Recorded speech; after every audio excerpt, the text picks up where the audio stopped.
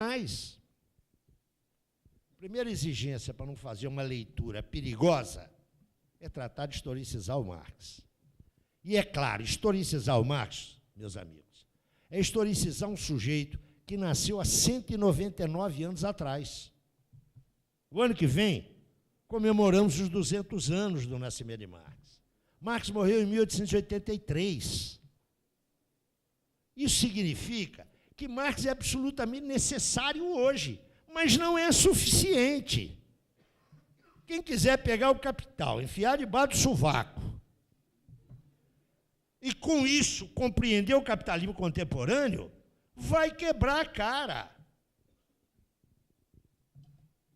A hipótese que subjaz a minha reflexão é que Marx é absolutamente necessário, mas é insuficiente para a gente dar conta disso aí.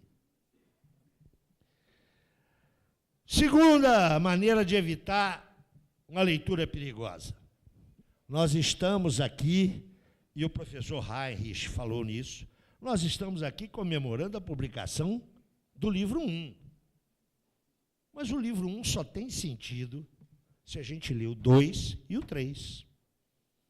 Eu digo isso porque, no meu tempo, eu quero dizer para vocês que eu não sou um intelectual perdido no espaço.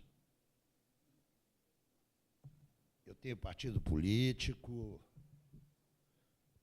eu sou um velho marxista, então eu tenho um velho partido atrás de mim, que dava formação política aos seus quadros, e que formava, na minha época, formava quadros intelectuais. E eu tive oportunidades, que eu agradeço ao meu partido.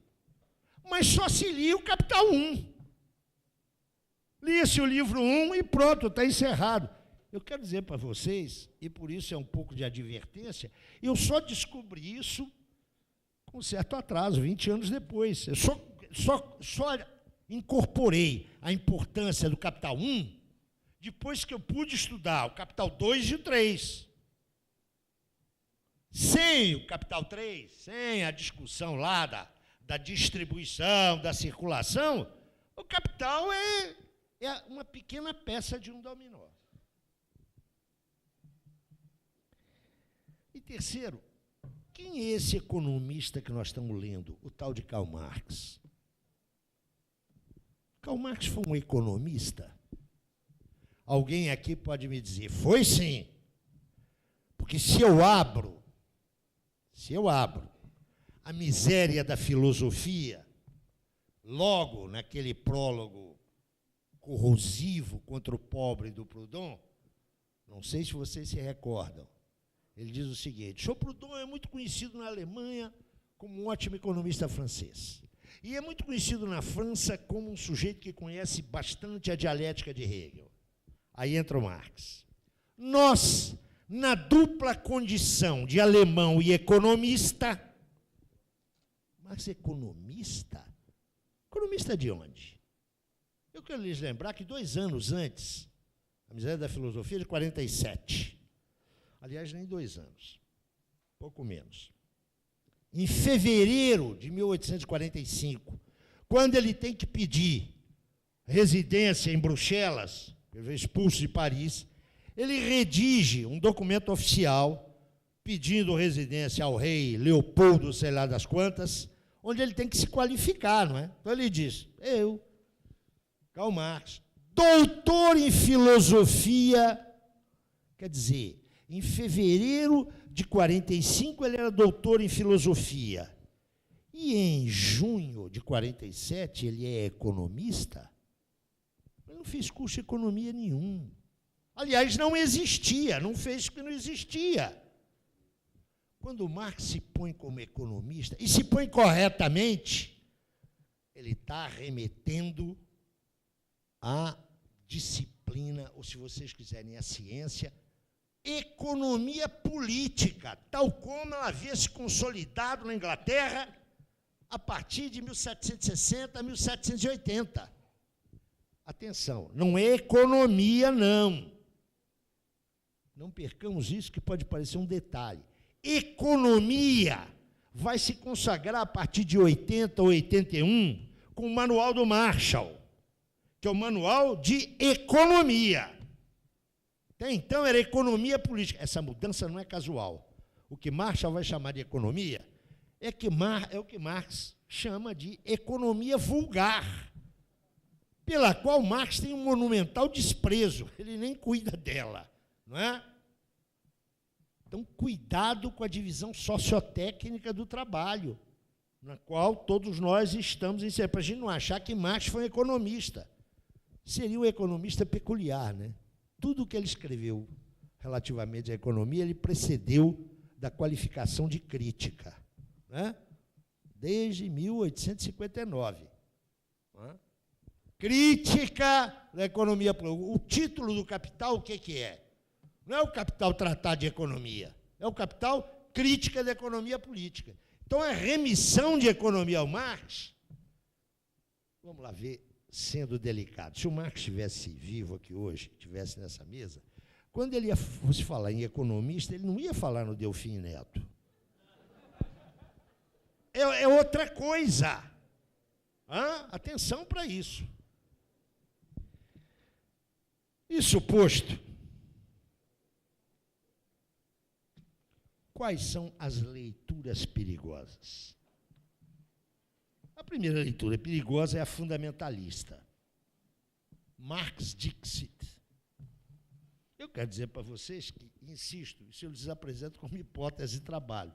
Isso norteia um pouco a minha vida. Eu não acredito no caráter sacro das Sagradas Escrituras. Eu vou acreditar em alguma coisa porque Marx disse? É óbvio que não, não é? Quem lê Marx, como quem lê o Corão, ou quem lê o Novo ou o Velho Testamento, vai certamente fazer besteira.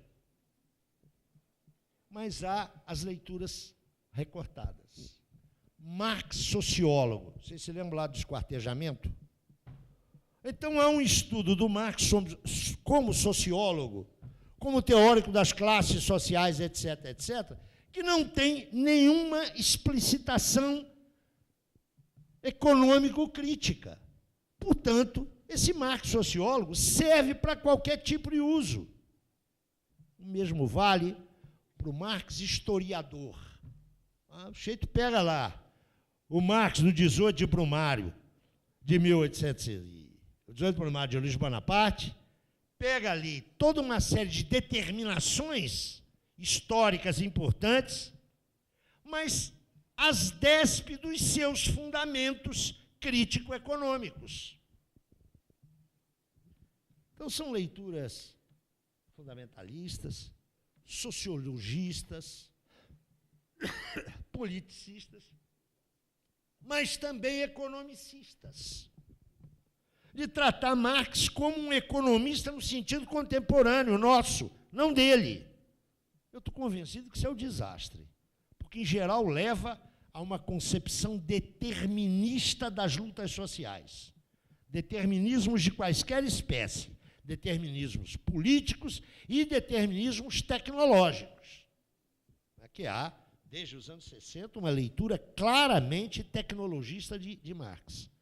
Lukács até diria que é uma leitura que começa lá com Bukharin, não é? Mas não vamos nos perder em história.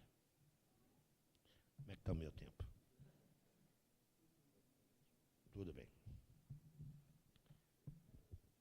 Eu queria falar um pouco sobre o que é a obra de Marx, da qual o Capital é o fundamento. Eu quero começar a dizer o seguinte: eu não acho que Marx é o teórico do comunismo. Se há alguma coisa que Marx trata pouco, é o tal de comunismo. Não passa de 10% do ponto de vista quantitativo o conjunto de observações de Marx sobre a sociedade futura. Não passa de 10% o conjunto da sua obra. Como não se queria profeta, Marx adiantou muito pouca coisa de algo que não existia. E nós vamos entender por que ele não avançou isso quando a gente chegar à concepção de teoria de Marx. Marx é o teórico do capitalismo. Se tiver que caracterizar a obra do Marx, ela é a teoria do capitalismo. Ou melhor, é uma teoria do capitalismo, não é a única. Marx foi capaz de elaborar uma teoria do capitalismo. Não foi o único. Numa tácita e indireta resposta a Marx, Weber formulou uma teoria do capitalismo, radicalmente diversa da de Marx, hein? Atenção, radicalmente diversa. Mas em Weber há uma teoria do capitalismo, a teoria da modernização e da racionalização de Weber é a teoria do capitalismo. Em Marx, a ideia da qual nasce o Capital é a ideia de uma crítica da economia política. Quando é que surge essa ideia em Marx? Quando Marx se defronta com a economia política. Marx chega em Paris em outubro ou novembro de 1843. As pesquisas biográficas não têm precisão quanto a isso. Final de outubro, princípio de novembro de 43. Ele vai para lá com o projeto de tirar uma revista junto com Arnold Hugh. Briga com Hugh e vai ficar em Paris de novembro de 43 a fevereiro de 45. O ano de 44 é decisivo na vida e na obra de Marx. Nesse ano, em Paris, ele tem 3 encontros. O primeiro encontro dele é com a classe operária.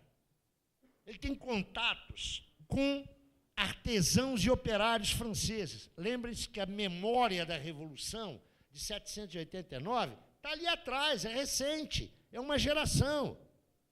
Ele participa do movimento operário, ele encontra a classe operária pela primeira vez, hein? Ele não tinha isso na Alemanha. Ele vinha de uma cultura e uma sociabilidade inteiramente acadêmicas. Quando ele encontra a classe operária, ele tem uns acessos de idealismo fantásticos. Tem uma carta dele para o Feuerbach, onde ele diz, olha, aqui, nesses bárbaros, está a salvação da nossa civilização. Ele acha que os proletários são amigos, solidários. Esse é o primeiro encontro com Marx. O segundo encontro em Marx é com uma senhora, que eu suponho que vocês conheçam muito. Penso eu que é uma dama de vida bastante dissoluta, é a economia política. Marx não sabia absolutamente nada de economia política até janeiro de 44. É quando ele recebe um artigo para a revista que ele ia publicar, de um sujeito que ele conhecia mal e de quem ele não tinha boas impressões, um jovem chamado Friedrich Engels, que lá da Inglaterra lhe manda um texto, um ensaio de 30 páginas, intitulado Esboço uma crítica da economia política. Aquilo foi uma paulada na cabeça do Marx. 20 anos depois, ele vai chamar esse texto de um genial esboço. Marx começa a estudar economia política em 44. E o terceiro encontro foi com Engels, em outubro de 44. É a partir daí que vai se gestar na cabeça do Marx a ideia de que ele tem que estudar a tal de economia política. Ele não vai estudá-la por uma preferência subjetiva. É porque os problemas que ele tinha na sua relação com a filosofia de Hegel só vão encontrar solução na economia política. Eu vou tentar esquematizar isso. Marx lê a filosofia do direito de Hegel. Qual é a tese do Hegel? A família e a sociedade civil, Burgerlich, em Hegel, ele vai usar sociedade civil como sinônimo de sociedade burguesa. E, para ele, o que é Hegel, sociedade civil? É o mercado, porque ele leu Smith. Hegel não é um liberal, então ele não vai ter a mesma leitura do Smith. Hegel vai dizer o seguinte, a família e a sociedade civil, leia-se o mercado, não são capazes de universalizar interesses. Eu preciso de fazer do Estado uma instância racionalizadora. É o Estado que vai racionalizar. O Estado é o princípio da racionalidade na vida social. Essa é a tese do Hegel. O Marx lê isso e diz, olha, Esse troço aqui é falso, não é verdadeiro. Ele vinha da experiência jornalística. Via que o Estado prussiano não universalizava coisa nenhuma. Mas ele não sabe como responder a Hegel. Ele não sabe a alternativa para Hegel. O que ele sabe é o seguinte: o Estado é uma universalidade alienada. Ponto. Como é que eu vou conseguir entender o Estado? Para Hegel, atenção, o Estado é a condição de entendimento da sociedade civil. O Marx diz, olha, isso não é verdade. Mas ele não sabe o que fazer. Quando ele descobre a economia política, ele saca. É através da economia política que eu posso responder essa questão. Por quê? Porque a economia política me dá a anatomia da sociedade civil, ou seja, a anatomia do mercado. Por isso que ele vai estudar economia política. Pois bem, é a partir das suas primeiras leituras que ele vai se contrapor a Proudhon na polêmica de 47. Mas ele não tem ideias muito claras, não. Ele sabe que o negócio é a economia política, mas ele está ouvindo o galo cantar e não sabe onde. Participa ativamente da Revolução de 48, 49. Revolução que é derrotada. Ele é obrigado ao exílio. Em novembro de 49, ele está na Inglaterra. Não falemos das suas peripécias biográficas, não é? A década de 50 é uma década de miséria. Não é da lavra do poeta a expressão. Miséria literal. Não apenas física, onde ele perde filhos, mas também um período de miséria moral, não é? Não esqueçamos que o nosso Marx tem na família uma agregada, Helene Delmuth, que em 51, 52 aparece grávida. Certamente foi a pombinha do Espírito Santo. Né? Mas para legalizar, porque a pombinha do Espírito Santo não desce para registrar, Engels, nosso amigo, vai lá e registra um rapaz que vai se chamar Frederick, que vai morrer em 1929. Atenção, em 29. E que, historicamente, os comunistas quase sempre esconderam esse filho. Não é? No processo de santificação de Marx, não podia ter um filho, aspas, fora do matrimônio, que é uma pena, não é? Porque Marx foi um homem. Marx não foi o melhor homem do seu tempo. Atenção. Nenhum homem, nenhuma mulher supera o seu tempo. Nenhum vai além do seu tempo. Mas pode-se estar entre os melhores. E entre os melhores, há pequenas máculas. Não cuidemos desse período de Marx. Mas chamemos a atenção para o seguinte, é lá, na década de 50, que lá na biblioteca do Museu Britânico, ele vai tratar com cuidado e com rigor dessa dama ardilosa que é a economia política. E em 1857, 58, ele culmina um processo de autoformação que se iniciou lá por volta de 44, 45. Em 1857, 58, precisamente, no segundo semestre de 1857, ele se sente capaz, atenção, pelas pesquisas que realizou, que somaram praticamente 300 de cadernos de anotações. Estou falando de 300 de cadernos de anotações. Portanto, um estudo exaustivo. Ele vai dizer, agora eu posso tratar da economia política. É quando ele inicia o trabalho de redação daqueles materiais que ficaram inéditos até 39, 41. Os Grundrisse estão traduzidos em português, com o título de esboço. É um material que a Boitempo publicou numa tradução liderada pelo Mário Doyer. Uma muito boa tradução, diga-se de passagem. Que tem uma introdução, não é? Introdução geral, como nós ficamos conhecendo, que foi publicada em 1903 pelo Kautsky, que é o ponto de chegada do Marx e o ponto de partida. E sendo o ponto de partida, é o ponto de partida de quê? Do Capital. Esse é o período, 57, 58, que se esboça o projeto do Capital. discutiu-se durante muito tempo, e ainda se discute, sobre os planos do capital, as várias retomadas dos planos do capital. Eu estou inclinado a supor, seguindo a análise do Rosdolsky, que a formulação dele, de 57 e 58, foi muito pouco modificada. É a partir daí que a ideia do capital nasce. E que vai encontrar algumas expressões prévias. A obra de 1859, para a crítica da economia política, é uma primeira introdução ao capital. Na verdade, o capital, sua gestação, envolve pelo menos, não envolve exclusivamente, mas envolve pelo menos os Grundrisse, os manuscritos de 61, 63, de 63, 65, e os estudos que Marx prosseguiu pelo menos até 1878. Mas isso é o conjunto do Capital. O livro 1, eu diria que retoma muito, e depois, inclusive, até refundindo um capítulo para a crítica da economia política, de 59, e é a obra que nos ocupa aqui. Mas, antes de seguir, vamos deixar bem claro uma coisa. O Capital, nos seus 3 livros, não é apenas uma obra inacabada.